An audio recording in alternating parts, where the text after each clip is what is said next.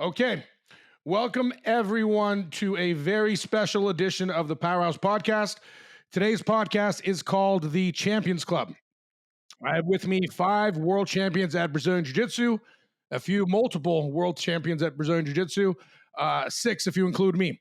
So what's unique about these 5 studs next to me here is that not only do I consider each of them a close friend, but at one point I have fought every person here on the mats. So, and some of you guys fought one another as well. So we'll talk about that. So today we'll hear everyone's story on how they became world champs, how we all became friends, and see what everyone else is doing in their life when they're not on the mats.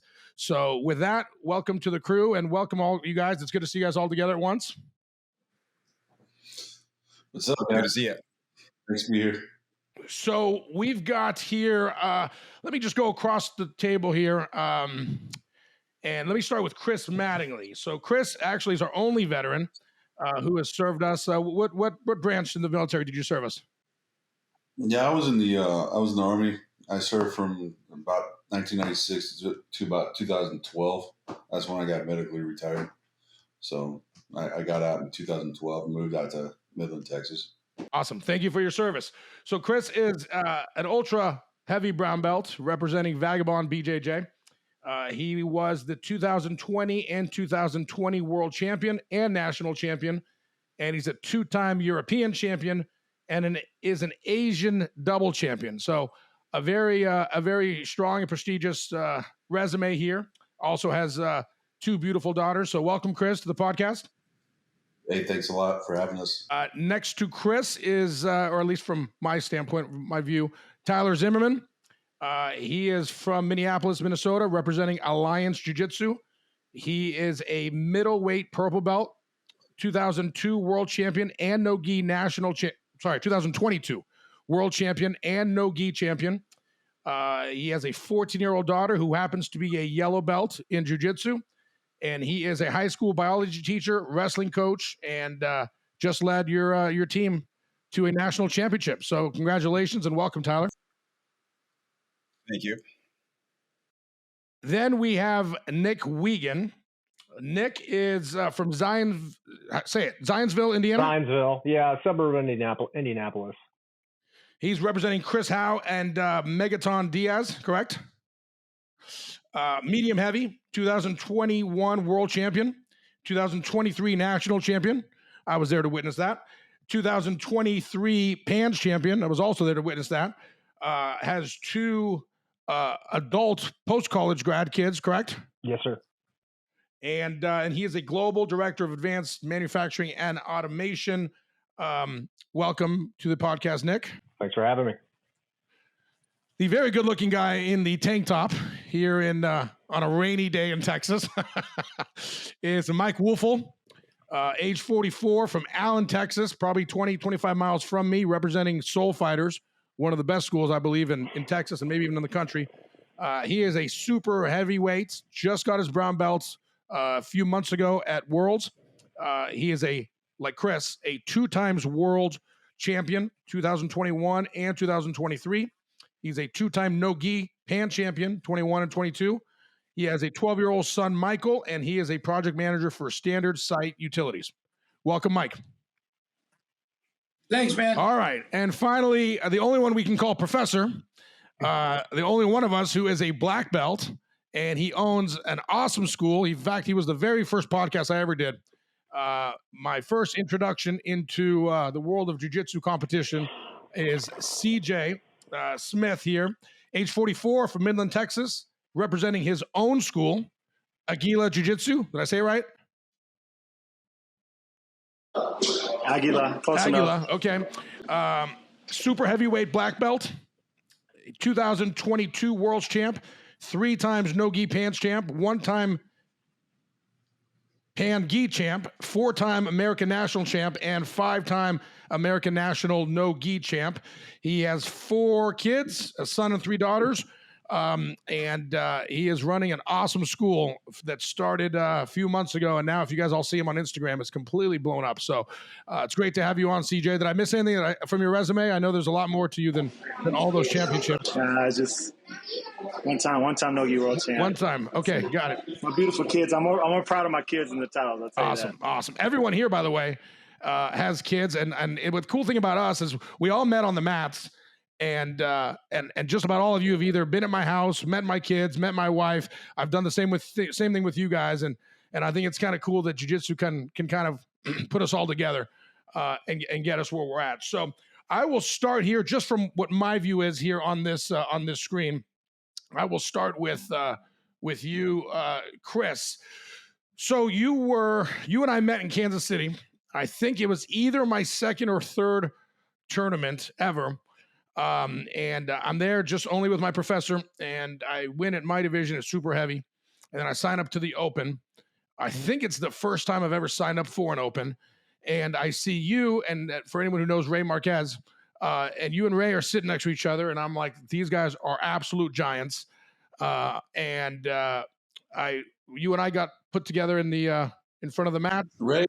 Ray wasn't at Kansas City. He was in Dallas. He was in Dallas. Okay, so there was another big guy, because I remember right before we got into it, I said, well, I can't believe I'm getting stuck with the biggest guy here. And you said, I'm not the biggest guy here. So, we square up. This wasn't a fun fight for me. My first fight at the absolute division. And I don't know what I was thinking. And it's not even one of my moves. I think it was out of pure panic. But I decided to do a hip throw on a guy who weighed 285 pounds. And I attempted it. His foot maybe got off the ground a tenth of an inch. And in my head, I thought, I got him. So I went for it again. And at that point is when he just landed on top of me and sat on me for 5 minutes. My only highlight of that day was that you didn't submit me. But you damn near broke my neck. So later that day, I saw you after the podium, and we exchanged numbers. And I told you I was going out about town in Kansas City, and we ended up hanging out, you and I and Diego, who's a black belt here in Dallas, and we hung out till 12, 1, 2 in the morning, and had an awesome time. And ever since then, we've seen each other at tournaments, and you've gotten to know my family, and then I think a year later we fought no gi, just about the same story. He had a busted thumb, I had a busted knee, and we went at it. And I spent about 4 minutes and 55 seconds on my back, waiting for the clock to expire. Also didn't get subbed, but I can say it's great to have you. You're an awesome friend. And 0-2 against you, and hope to never fight you again. But I've seen you, win worlds, and it's great keeping up with you. Chris is the kind of guy, he's probably done it with a few of us who know. But if we get promoted, if we win, if we lose, he's one of the first people that texts and calls you and checks in on you. So I think that's pretty cool. So anyway, Chris, that's my version of how we met. Anything I'm missing or anything you want to add? No, I mean, it's pretty accurate, that Kansas City tournament. So kind of give you an idea where I was at, kind of like CJ. I had a really small window of training. So like I've been going back to school full time, and I gave myself a certain amount of time to accomplish A through B or whatever you want to do it, get as much done in that time that I've allotted myself for.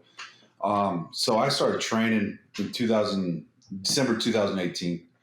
And then my first tournament was an AGF in Lubbock in 2019. I think it was April. And I always keep that picture with me because I want to remember where I started at. I think that's really big and really important because, if you look at the picture, I didn't win. This is AGF. This is round robin times 2. So you get like 6 matches with the same 3 dudes. And then on top of that, I didn't know how to tie a belt. So I had this shit going over here, getting over here. And so I keep that picture to myself. And I always remind myself that that's where we started at. You always start somewhere.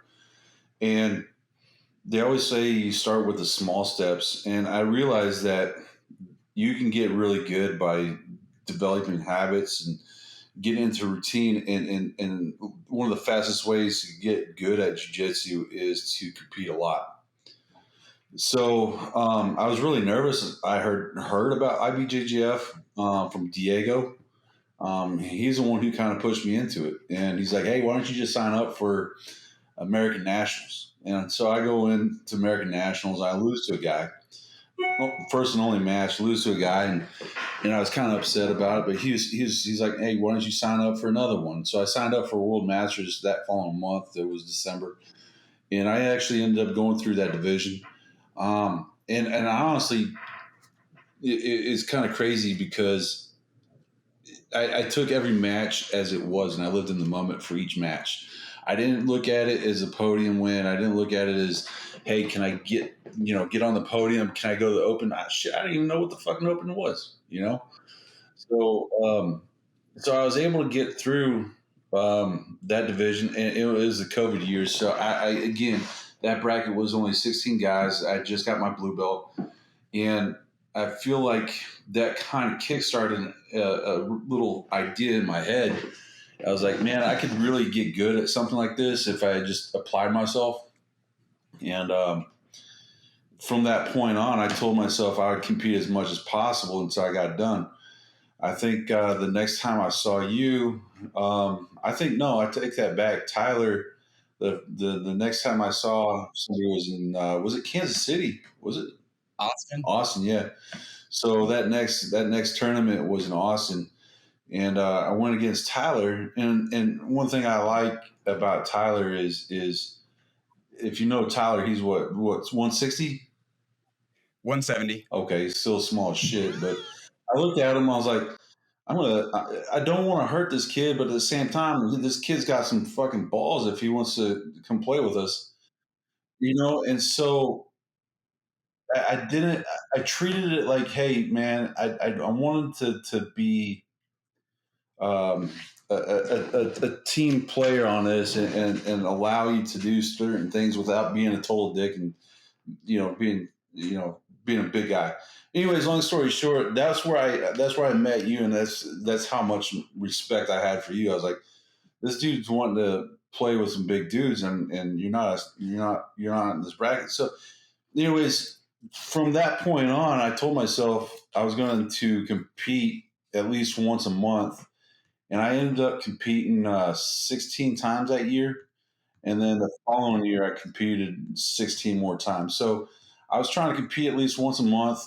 There was a couple splurts where I was competing every 2 weeks for almost 6 to 8 weeks straight. And dude, training 2 times a day, Monday, Wednesday, and Friday.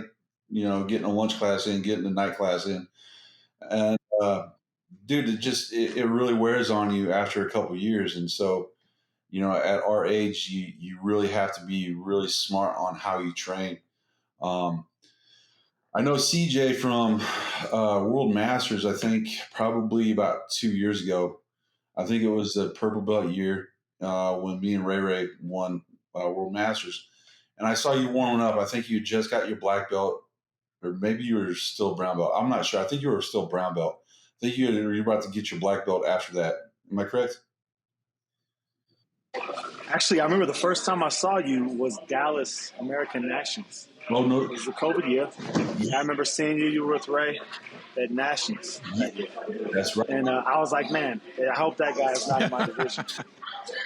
And the same I felt when I saw Dan facing him up in Houston. But I think it was Dallas, bro. That's the first recollection I had. I thought, man, it's a big, salty guy. I know he's going to be tough.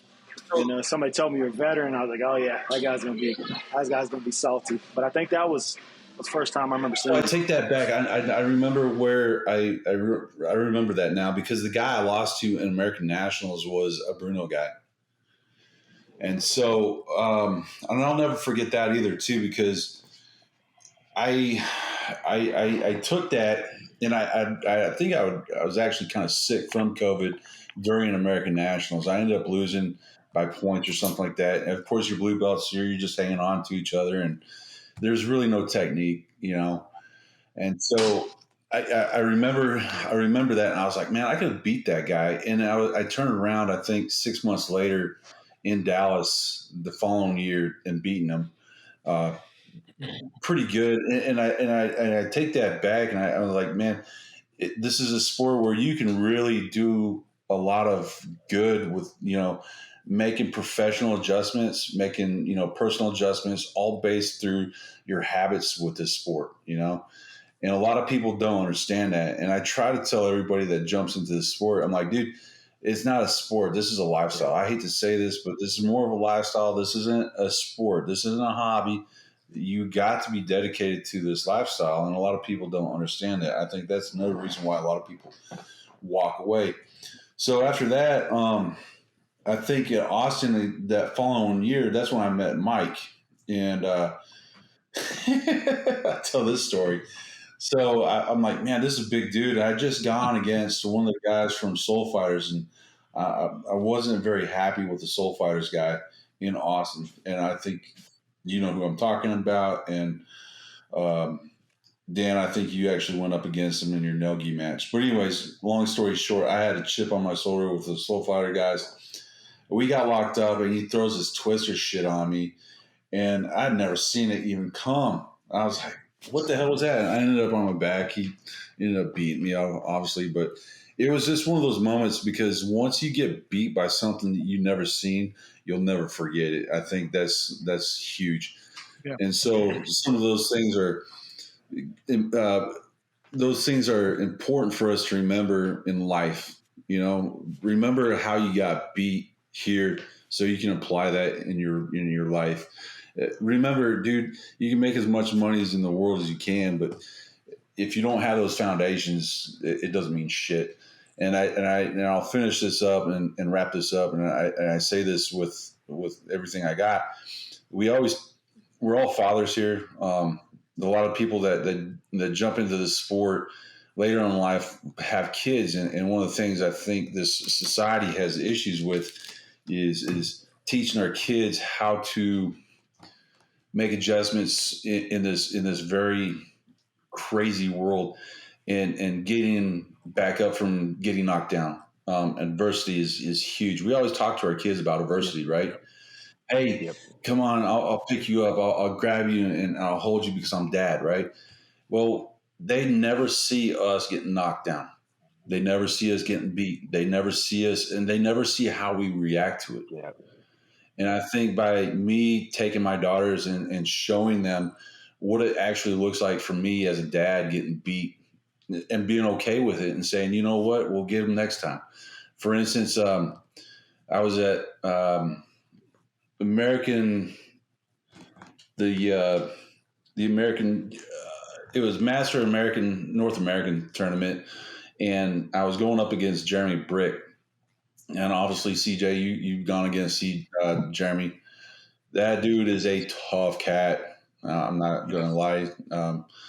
I've had problems with him every time I got him. I'm 0-for-4 with this dude. But the first time I went against him was in that Dallas tournament. He ended up breaking my hand on a wrist lock. And so I always ended up telling my daughters, it's like, man, this is the guy that broke my hand on this wrist lock. Mike, don't take any notes. Yeah. You're an asshole still. Good. I'm good. So anyways, he popped my wrist pretty good. Which hand was it? My right hand. I know both your knees are bad, so don't worry about it. Everything's bad. Go ahead.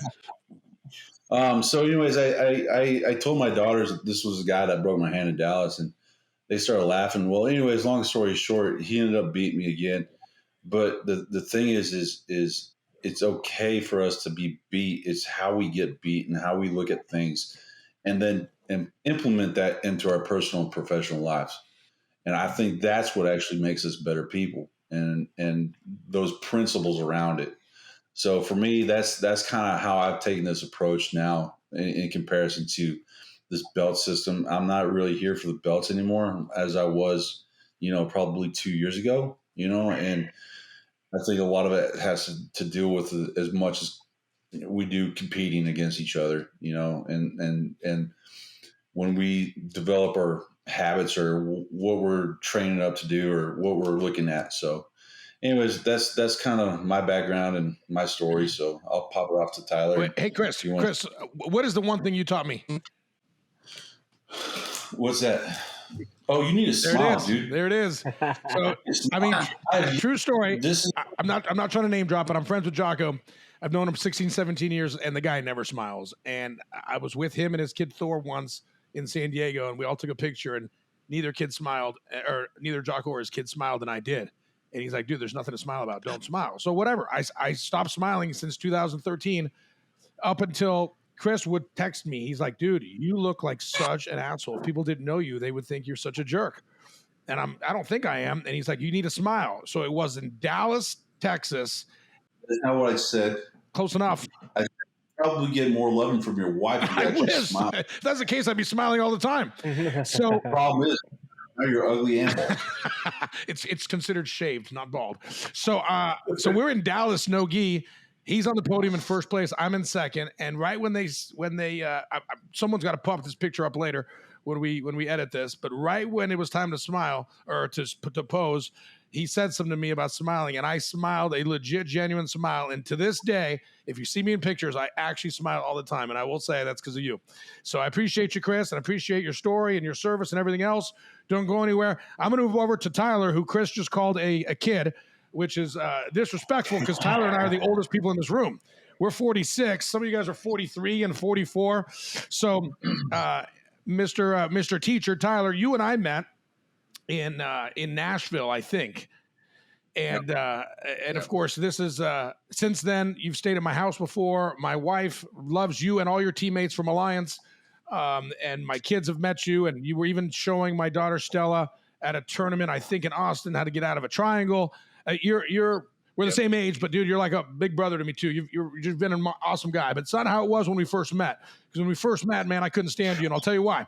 So I win my division at super heavy. He wins his division at medium, middle. Yeah. And then I'm watching your division, and you cleaned up. I mean, no one got a point on you. I mean, Nashville was your event. You were crushing it. I was actually struggling a little bit. It was Nashville, and I was with my wife the night before, so I'm a little tired, and I'm barely beating my division while you're cleaning up. So we go to the absolute. They put me against a 300-pound dude. I beat him. I think I beat another guy, and then I fight you. And I was a little nervous. I'm like, the smaller you are, the faster you are. And some of us bigger guys, we're just not that fast. I call you guys ninjas because I've had tournaments where like we're here, and before you know it, you're behind me. And I'm like, how'd that happen, right?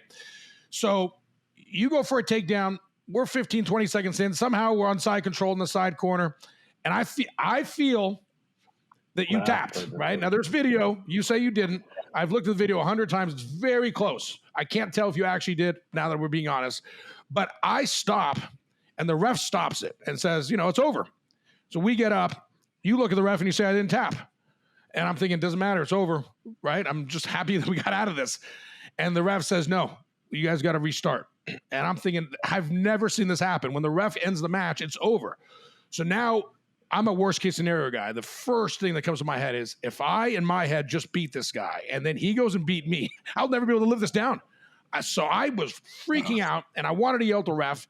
I looked at you. I'm like, dude, you tapped. And you're like, no, I didn't. So then I thought, fine, no problem. They'll put us back at side control where we were. And he's like, nope, stand up. I'm like, why would we stand up? Like, we were on the ground in side control. These Brazilian rules are so stupid. I think just about everything about IBJJF is pretty stupid, in my opinion. And these rules are just terrible. So now we have to stand up. So I'm furious. So we go out. We fight again for another 3 minutes. And I'm fortunate enough, to finish the match this time. And as I get up, you see it on video, I start screaming, that's twice. He tapped twice. I'm yelling at the ref. I'm yelling at you. I look at your coaches, whoever was there. I'm like, that's twice. And what that really wasn't me being a jerk. I'm usually not a jerk after I win or lose. It was literally releasing just this fear. Wait a minute. Like, you throw a guy and say, get the fuck out of here. I believe that's on your highlight video, and you can see it. I'll explain that one when we get to Worlds. I said usually. So it wasn't until I'd calmed down and we're at the podium. First of all, you've got this baby face. That's why Chris calls you a kid, because you look like you're 23, and that's a compliment. And so we're on the podium. I apologize to you. I'm like, dude, it was really fear that had come out, which was I was afraid to lose after I thought I won. And since then, I saw you at Nationals. I saw you at all these tournaments. We exchanged numbers. When you got hurt with your knee injury, was one of the similar surgeries I had. So we had talked, and I considered, like I do all of you, one of my best buddies. So it's just funny how, again, jiu-jitsu brought us together, but it didn't start great, at least from my eyes. So I'll turn it over to you. Just tell us about if I'm missing anything, and tell us about kind of your version. Yeah. Did you tap? Okay. So No, not the first I'm time. gonna put the video. Go watch. Yeah, not the first time. Definitely, if I recall this, because all I remember is getting essentially bum rushed by you with your typical, like, get the underhook, toss you to the ground, and like a camel crusher. And I remember it's called the in my Powerhouse mind, tie. yeah, That's what we okay, call it. Powerhouse, the TM, yeah, there you go. And I remember going like, I'm not gonna fucking like tap to this, and I'm moving to escape, and then the ref is calling it off, and I'm like, what the hell just happened? I'm setting up my defense for it, and then we get reset, and I was like, man, I don't know why I'm getting reset into the middle. I thought for sure that we were gonna be in side control. That was Does weird anybody to know me. that rule? Anyone know the rule book to know why we would get stood back up? Makes no sense. No idea. That's actually not in when the referee signals a stop of the match. Only the head referee is supposed to be able to put the match back on. So the ref was actually wrong. They can't once the match has been deemed finished. Nobody can restart the match except for the head referee, and I've only seen that happen one time. It was Elizabeth Clay in Brazil. She got hosed. They brought her back. They brought her back on the match. She'd already almost left the venue to restart the match. It's the only time I've ever heard about knife jiu-jitsu. Well, and when we get to you, CJ, I want to talk about one of your worlds where we'll get to it later, but where you actually tapped a guy and they didn't see it, and we had video, and they didn't reboot it. But we'll get to you in a minute. Bring it back a bunch of mean stuff. I know. Nice. I'm sorry, Tyler. Go ahead. Oh, that's all right. All I remember for the rest of that match was just like incredibly outweighted. Like, you had so much muscle on me compared to like most, like, I'm used to, like, I'm a small guy, but I'm used to going against bigger guys in the open weight because it's like something that my coach always wants me to do. And man, it was just night and day. It was like, man, you have some strength behind you, and I couldn't do anything, couldn't set up my game at all. I was just really happy that the match was over, basically.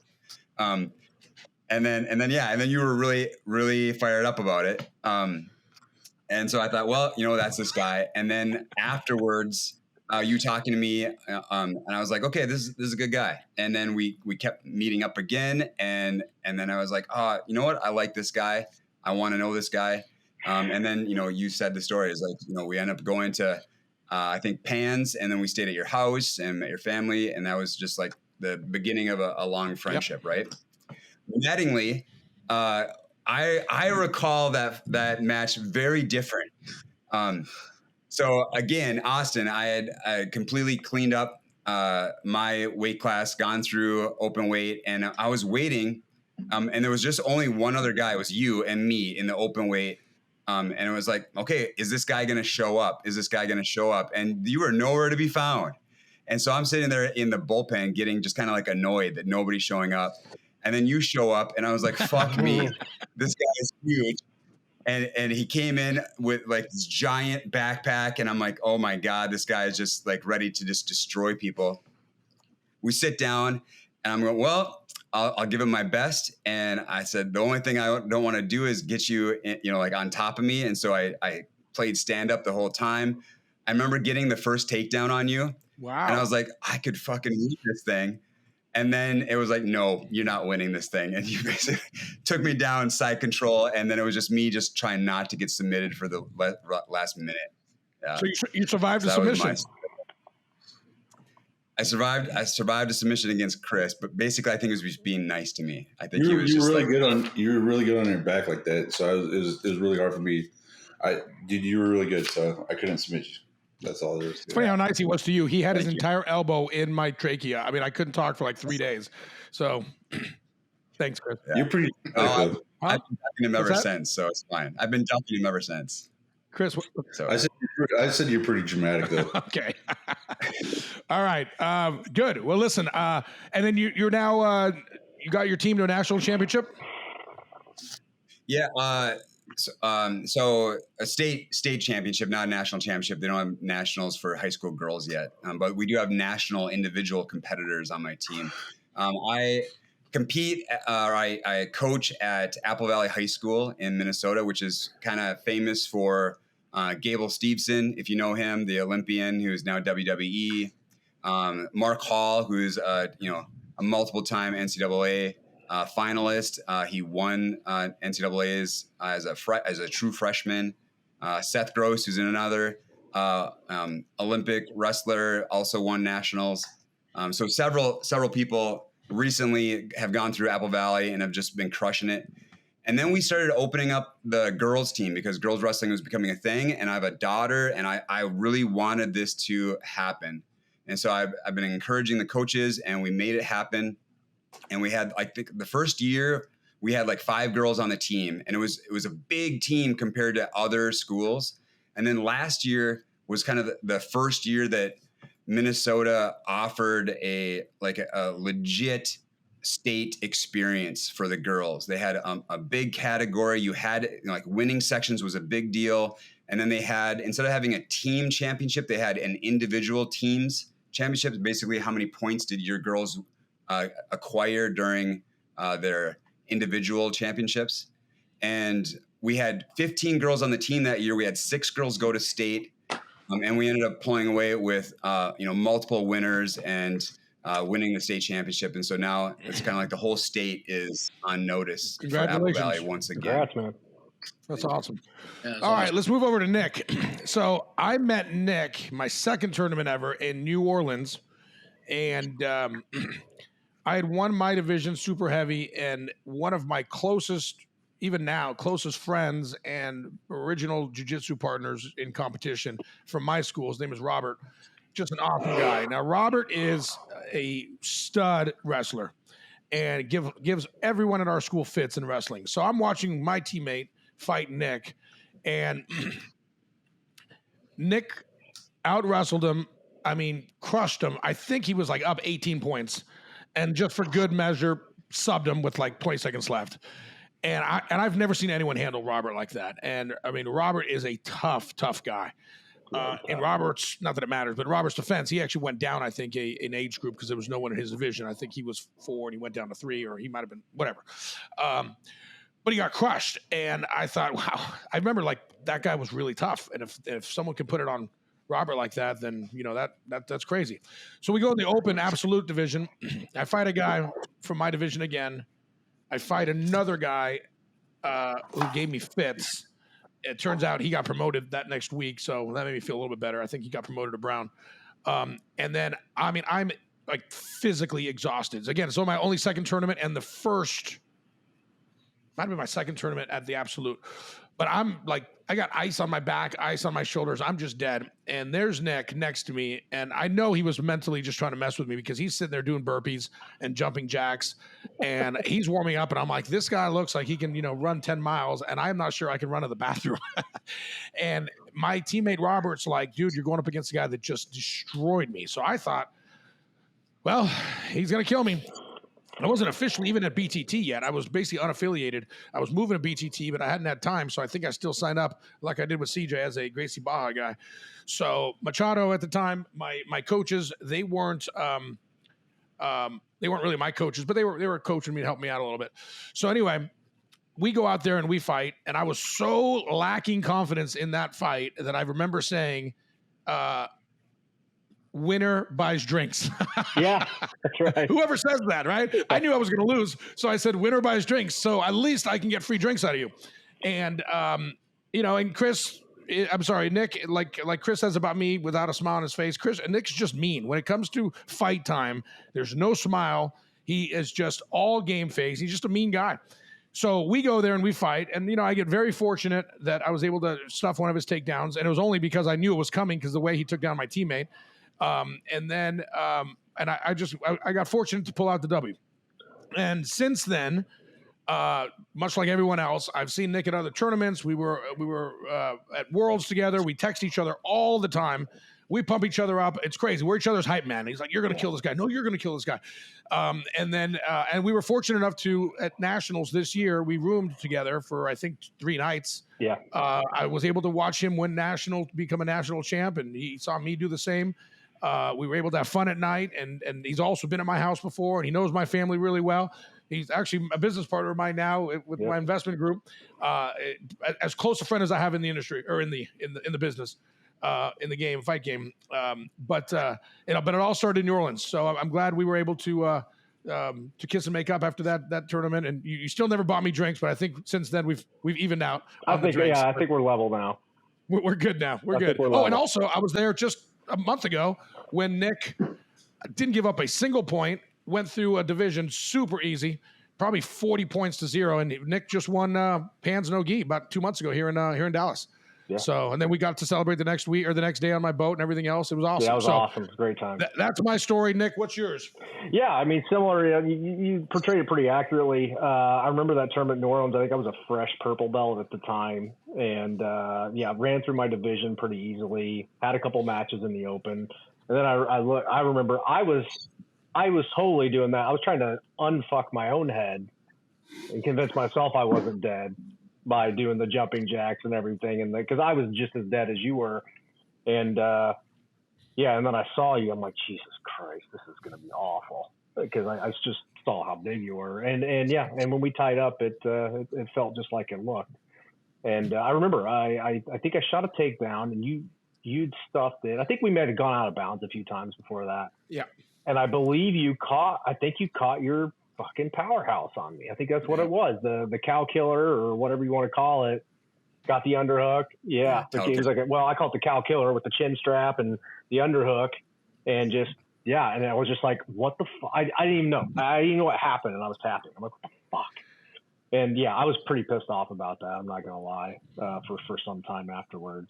And then, I can't remember, how did we get hooked up? I think the next time that we saw each other was in Dallas when, the year I won Worlds, when I was at Purple Belt, No-Gi Worlds. And I remember when I won, I remember in fact, you're on my video afterwards and I can hear you yelling after I won. And I remember that night we went out, you and Jessica and Robert, and Rob, and Robert and his wife. You guys took me out for dinner to celebrate and stuff. And I think we kind of figured out at that point we were kindred spirits at that from that point forward. And we've become closer and closer friends with time, and just continues on, right? So I think that's typically how that's generally how we met. And now, look, we're business partners. We're investing together. We're doing other things together. Looks like we got a grand opening to go to next year. So and a lot, and I think we'll. I'm sure we'll do some more trips in the future as you get healed up. So. Right on. Yeah. So Mike, who's actually the closest to me when it comes to location, he's 20 miles away. Mike and I have become really close friends. He's going to be with me in 3 days to celebrate my wife's birthday with him and his lovely wife. We also had an interesting first encounter. So Mike he won Worlds as blue and he went up to purple, and we were in Dallas. And at this point now, I don't get nervous like I used to, but I was super nervous. It was my hometown. I had friends who flew in to see me fight, which I've never had at the time. And I woke up that morning just nervous. Like, I cannot let people down and let people see me lose. Both my kids were there. They, at that point, had never seen me win or lose. They'd never seen me fight. So I had a lot of pressure going up. And it's a kind of funny story. And I'm sure, Mike, you'll say the second half of it, because we had the same feeling when we first saw each other. But I saw him from afar, and a buddy of mine said, hey, that's the guy you're going to fight if you guys, I guess, make it to the finals or whatever. And I remember thinking, this guy's huge. How does he make 222? I'm like, there's no way. He looks like he's 242. And I know you said something similar when you saw me. So we go and we fight and we lock up, and it was tough. He was almost as close to immovable as anyone I've fought. And now, full disclosure, and I texted him the other night, I've had surgery on both my knees previously. So they've always been fairly weakened. But you'll see in this video at some point when I put it up. But Mike goes for I think it's a leg sweep, a foot sweep. Yeah. So there's a way when I have to go up against a guy like you and I'm trying to look for openings, I have to keep hitting the leg because it makes me look like the aggressor. So if you don't do that, I'll win by ref decision, and that's what That's some bullshit you guys learned at Soul Fighters. Yeah. It's the part of the game. There's a difference between a foot sweep and a kick. That's right. That's the So kick. you guys will see it. So when this goes live, you guys will see it. So he kicks me right on the knee. And you can actually see me while we're holding. I do almost like a horse. How a horse kicks bucks. I bucked 3 times because I felt it pop. And I was like, dude, what the heck? So we kept fighting. We spent almost the entire match standing up. I mean, I couldn't move him. I just couldn't. He wins ref decision. And when we shake hands, and I didn't say this in an angry way. I wasn't angry at all. But I remember saying, I think we just lost CJ for a minute. But I remember saying, dude, I'm pretty sure you just snapped my knee. And he was cool. He's like, dude, I'm sorry, whatever. And I'm like, dude, it happens, whatever. Actually, it's true. 2 weeks later, I got an MRI. And I mean, I still have, it's a torn LCL and a slightly torn MCL, which has given me fits ever since. So I was supposed to go to Houston, the fight where Chris and Mike fought not long ago. And I thought it was kind of cool because I had to back out. I mean, I couldn't move for a couple of weeks. My knee was killing me. So my professor Machado told me, hey, that guy Mike you fought a couple weeks ago was asking about you and asking how you were doing. And I thought, well, that's pretty cool for the guy that broke my knee to ask how I'm doing. So I thought that's nice. And I ended up seeing him at Worlds and Pans and basically any tournament that is somewhat local and any of the big tournaments. We're all there. And I think, Nick, you mentioned I was cheering you on. I mean, when I see any of you guys fight, I cheer you guys on like you're my actual teammates or you're like my family. Like I get into it, I sweat, I get nervous.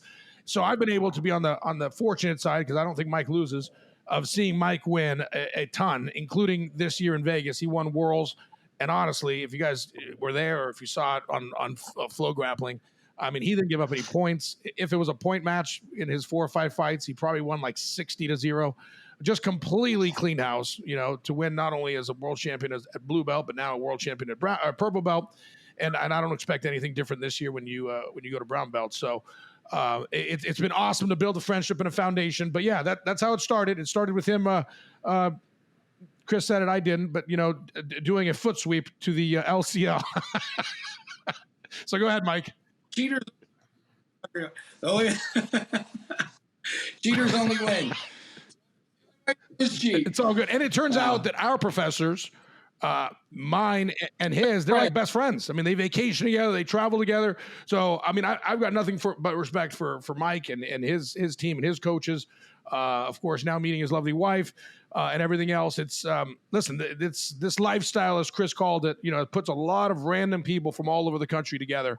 We can all take this so seriously that we all hate each other before and after fights, or in our cases, we can all be really good buddies. And I think that's where we're at. It's really cool. So, Mike, if I missed anything, or if you want to add anything, or just continue on with your version of your story, let's hear it. No, man, that's everything. That's everything. You know what I'm saying? So we met then, and then we missed out, like I said, in Austin, and that's when me and Chris met. Were you there in Austin too? Tyler, did you fight in Austin? Yeah. That was it. He was there. Yeah, I seen you there. I didn't know you were, but that's why I was like, okay, that's what they were talking about. And then, yeah, man, it's been ongoing. But my hips, my joints, my body really it. And like after I got the brown belt, I know I just competed at Houston, but like, man, my body's really feeling the effects, and I kind of like, I got to go slow for a little bit. This next tournament coming up, the AJP here in Dallas, it's nice because they have, honestly, it goes from heavy to ultra heavy. So there's no cutting weight. That's why I'm like, well, I'm just going to eat, stay 230, and then train, maybe hard twice a week. And I think that's going to be the next thing I do. I still don't know if I'm going to do Waco or not.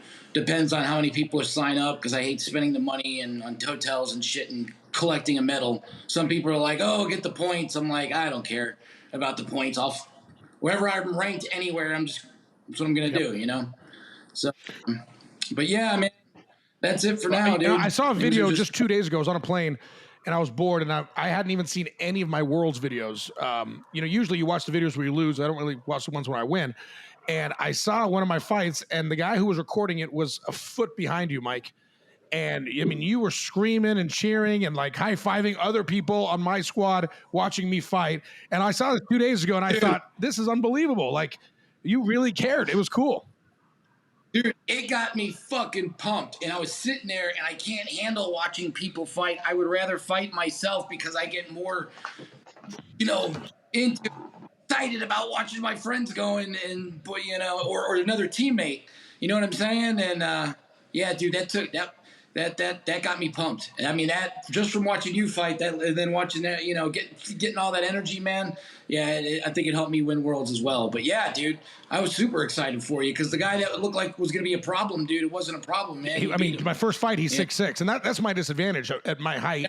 I'm 5'10", carrying the same 222. These guys are carrying at 6'6", so it's really hard for me with these long guys. I'd rather go up against a strong guy because at least I have a chance. But these tall guys are just, they're my nemesis. So speaking of tall guys, so CJ, they're only black belt here.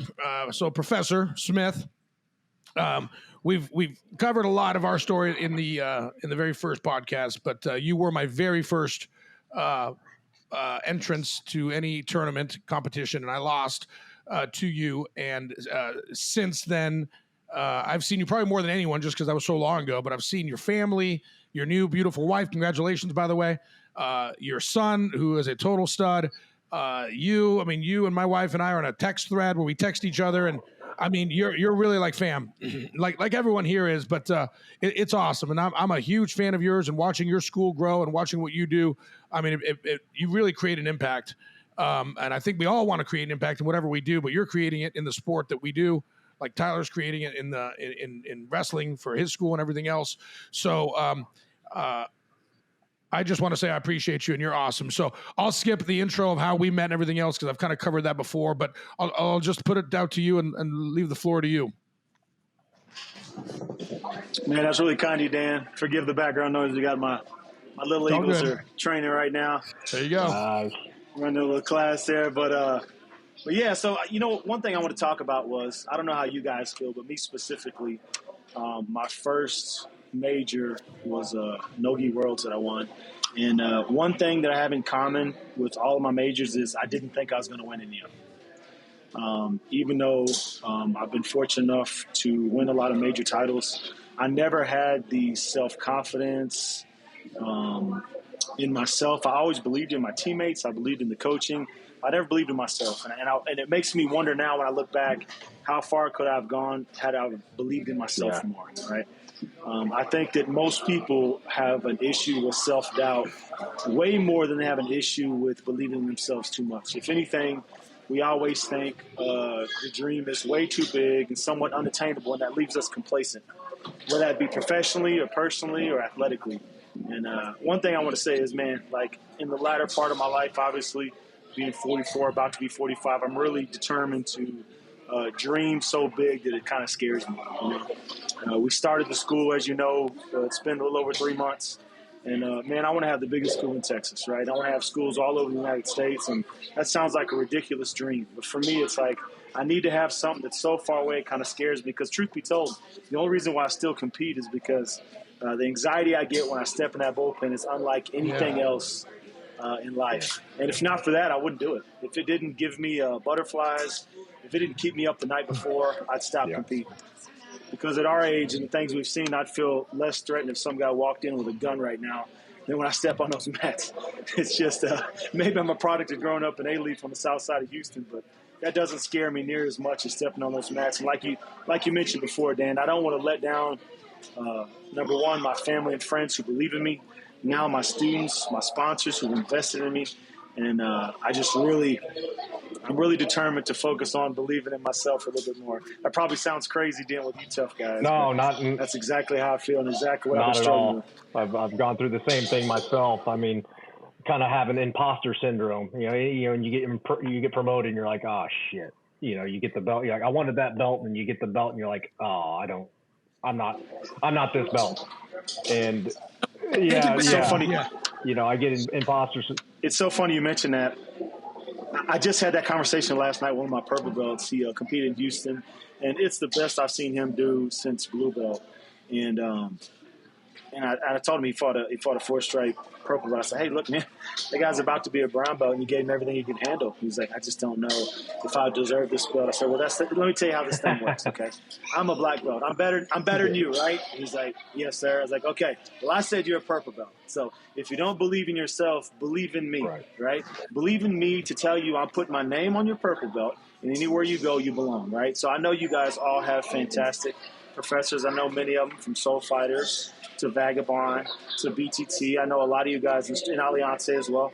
I know a lot of you guys instructors. And if you're ever lacking in self-belief, just believe in your professors, because all you guys have world-class, legit professors. In fact, I saw Leonardo this weekend, like the performance he had, right? So not only as a coach, but as an athlete as well. So it's like, man, you guys, if you guys are ever struggling like I am, you can at least believe in your coaches. That's for sure. Right on. So, go ahead. I have to say something about that real quick. So with CJ, one of the things I've noticed with you guys is our schools are, if you guys don't know, our schools are 15 minutes apart. And one of the things I've noticed is the interaction with some of the guys that are with your school and going back and forth. Typically, you don't really see that. And I think a lot of it has to do with alliances that are built up over relationships and stuff like that. And I think it's really important to keep those doors open. And that way you have a line of communication with another school. That way, if you ever have an issue down the road and you don't have a coach, and I'll never forget that. I turned around. I remember looking over and seeing CJ cornering one of my guys, and he's over there. He doesn't have to be, but our coach couldn't be there. You know what I'm saying? So it's really beneficial to maintain those relationships. And I think a lot of people lose fact because they're so scared of stepping out of that bound. Oh, he's not a Lions guy, or he's not a Gracie Baja guy, or something like that. So I appreciate that, and that goes a long ways. And I think that there's a lot of people that think the same way as I do. So I appreciate that. Thanks a lot. Yeah, man, always. The way I see it, no disrespect, Tyler, but for me, it's like Texas versus the world, right? Whenever you go to a major these days, you're always going to see somebody from Texas, probably in your bracket or at least on the podium, if it's not even your division. It's like, man, Texas Jiu-Jitsu has gotten so much better. So if I see somebody out from that I recognize the tournament, could be Mike. And look, I got relationships still with a lot of those guys in the Soul Fighters just from over the years, being so close. And same thing with, I fought so many BTT guys over the years that all the BTT guys, it's like, man, at the end of the day, we're from Texas, man. We're in Texas representing. So as far as I'm concerned, we're all together. Right on. All right, guys, we got about 10 minutes here. I want to do some round robin real quick. So let's just do rapid fire. I'll go through each person. I think we lost Nick for a minute, but rapid fire real quick, just a few sentences or less. I'll start with you, Chris. Best way to handle, we're all going to get injured, because we're older and we're getting older and we train a lot. What is the best way you overcome injuries or you handle injuries? Go. Just take some time off. You have to really take some time off. Number one, hot yoga. As gay as that sounds, I really have gotten. So Jiu-Jitsu, you're gay, so it's okay. Well, dude. Hey, I got a teammate that says this, that you can walk into any jiu-jitsu academy in the United States and there could be two dudes kissing in the corner, and that's not the gayest thing happening in the room. Yeah. All right. Well, I just lost my sponsorship with the Rainbow Coalition, so all right. So hot yoga, take time off. Nick, what's your answer to the question if you heard it? Very quick. I lost my connection for a second, so it's related recovery. to recovery. How do you? We're all going to get hurt, right? How do you recover? I built myself a cold plunge in my house, so I use that regularly. Sauna, cold plunge, and I stretch. I actually do some of the hot yoga, so I'm right there with you. I think that's really important, and I think it's absolutely imperative at our age, especially, to lift weights. You have to lift weights to maintain that strength and durability, or you're going to get hurt. Awesome. No Mike? Okay, so depending on the injury, I will do nothing but drill and do movement, no hard rolls. But if I have to, 2 or 3 days, if it calls for more rest, I will. But like he said, and then if I'm lifting, I don't even really lift heavy anymore. But I rep, I do stuff for movement and stretching. And if need be, I will use the BBC peptides, and they really recovery after like a 2 week or 4 weeks cycle. They really help with the recovery. We're talking like joints, tendons, and stuff like that. CJ. Yeah, for me, it's hydration, rest, and just old school lifts, right? I think the weight training for sure. I don't do anything crazy. Like Mike said, I don't do anything over 225. I just do as many reps as I can, trying to build that muscle endurance, right? So that's the bracket I'm in. So that's what I'm looking to lift. I don't need to bench, 350 pounds or deadlift 600 pounds. That doesn't benefit me personally. What I'm trying to do is build that endurance, protect my joints the best I can. Okay, Tyler. Yeah, I mean, I could say everything that everybody else said. I think the one thing that I do when I'm injured is focus on what I can do, right? And so maybe it's nothing more than like, oh, I can watch this video about this technique, or I can go to the gym and I can watch the technique that's being done at the gym. I just keep myself involved with what I can do. And then I try to like focus on other things until I can get back to training. And then, like Mike said, I'm training light, I'm drilling, I'm picking who I'm going to be training with, so I know they're not going to hurt me. Yeah. I even do that coming up to a competition. A week before a competition, I'm really selective of who I train with because I don't want to randomly get hurt right before a competition. And so when recovery, it's the same exact thing. It's making sure that I can focus on what I can do. All right, all at once. Who's the most technical fighter here out of all of us? 1, 2, 3, name it. Nick. Damn. Nick. I heard Nick. Would you say CJ? Nick. No, say you. technical, not at all. Super technical. I think it's Nick. Tyler, you said the same? Right, okay. Ugliest guy here on 3. 1, 2, 3. Mattingly. That's for sure was Mattingly. What are you talking about? Wow. All right. So you guys all said me. Just in general, and let's just go through each one. Just in general, like overall, who's the toughest guy here? I'll go first. I think it's shit. Actually, I'm looking at you guys. You guys are all pretty tough. That's probably not a good question because I look at all you guys. You guys are all pretty tough. So we'll skip that. All right. We're on a world champion level. When you won, and in some cases you guys have won twice in a row. Some of you guys have won twice, but going through since you've all won really quickly, Chris, what was that feeling? Was it relief? Was it a rush? Was it whatever? It's just another day, another tournament. How important was that championship to you? The first one was complete disbelief. I was kind of shocked that it actually happened, and I had no idea as far as what that really meant to me. And then the second one, I competed so much up until that point, it had honestly just felt like another one. It was just on a bigger platform, bigger stage, and it was a lot louder. But yeah, it was definitely two different experiences. What about you, Nick? To me, I expect to win. So that's just my mindset. I go in, I prepare, and I expect to win. So for me, when I win, I'm like, okay, yeah, congratulations, you did what you're supposed to do. If I lose, I don't do well. So I have to go in with the mindset that I expect to win. And then, yeah, when I do, it's just not like Pans, for last month, didn't even seem like a big deal. And I know it is a big deal, but for some reason it just didn't feel that Well, that's because you crushed everyone. But I don't know. I don't make I guess not making a big deal out of it enables me to not be as nervous about it. You know what I mean? It's, and then I think I perform better because when I get in my own head, I have a tendency to start overthinking things and hesitating and making mistakes. So if I go in with the mindset that I'm here to win, I deserve to be here, that medal's mine, then I just go in and execute. Awesome. Mike? So.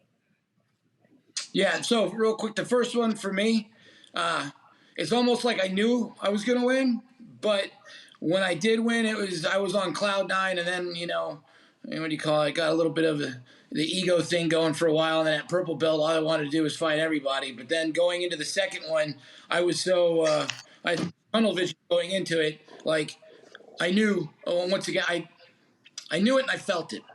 And then when I had it, it wasn't the exact same feeling, but the come down from that, trying, for so many weeks, getting ready, it took a while to come off that. And now I'm at that slope where I'm like down here and I'm trying to level out so I can go back up later. I can't keep that pace, of course, all year round. Right. But yeah, the first one, that lasted a while. The second one, it wore off a few days. I was like, okay, I got it. I did it. I'm a, 2-time world champ. I'm happy. Right on. CJ. All right, CJ, give us your answer. We're wrapping up in a minute anyway. CJ, give us your answer. Tell us about your worlds. Yeah, so 2018, I won Nogi Worlds in the Absolute Division.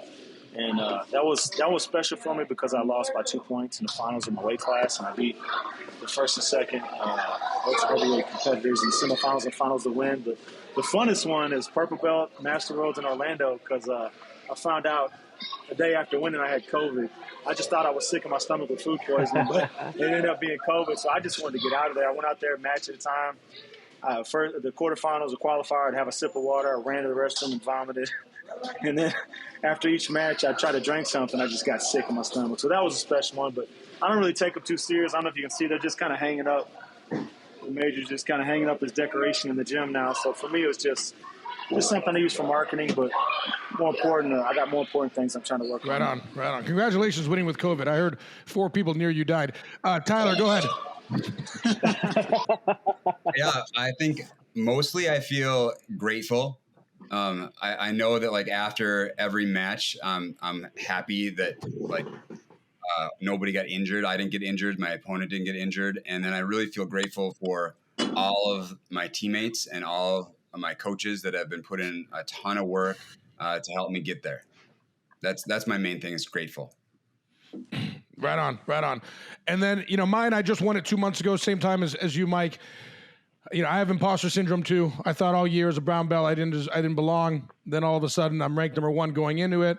And I probably fought that tournament at about 30%. I barely made weight simply because I couldn't do cardio that much. Although you and I trained, Mike, but the week before I was just struggling because I couldn't do it. I couldn't put pressure on my ankle and my knees.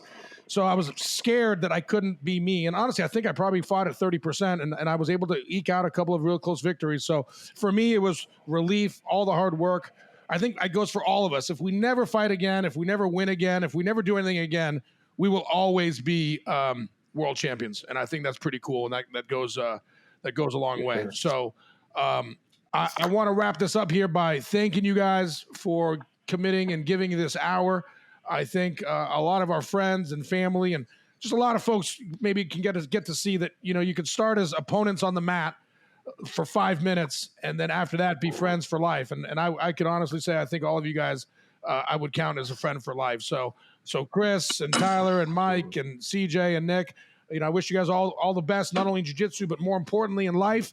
Chris, you hit it on the head. We're all fathers, and I think that comes first. And it's awesome. And I think we're all representing our families and our kids, how we want to raise them and stuff. So I'm just proud of all you guys. So I wanted to thank you guys for giving us the time. Anyone want to have any final words? No. Did you need our medals? Oh, shoot, that's right. I mean, listen, raise your hand if you're a world champ. Right? I happen to have mine right here. It just happened to be right here. Let's see. Move it around a little bit, Mike. You're kind of fuzzy. He's got. Oh, sorry, you've got 2. Okay, Chris. Chris is always too cool for school, but there they are. There we go. CJ's, yours are behind you up top, right in the rafter. Yeah, I'm sorry. I got it. They're hanging. They're just kind of like decoration now. Yeah. I lost Nick's feed, so I don't see his camera, but that's because he probably went to the restroom with his thing on. No, okay. I can see. All right, do you have yours? I can't see you. Do you have yours? Yeah, I got it. There you go. And then Tyler, I can't see you either, but if you're on there, do you have yours? And I don't have mine with me because I give all my gold medals to my mom. Oh, look at you. Nice. Oh, mama's boy. All right. Well, listen. Hey, tell mom we're all going to send her honors too. So I'll just text her tonight. Here it is. I'll send it to her. Guys, you all mean the world to me. Thanks so much for this. I hope this comes out. There'll be some cool, funny videos and pictures. I appreciate you guys. So thanks, everyone. Have a good rest of the day. And guys, thanks for joining the Powerhouse podcast. This was the Champions Club edition. Maybe we do this again after we win a couple more titles, but it's good to see you guys all. Have a great one.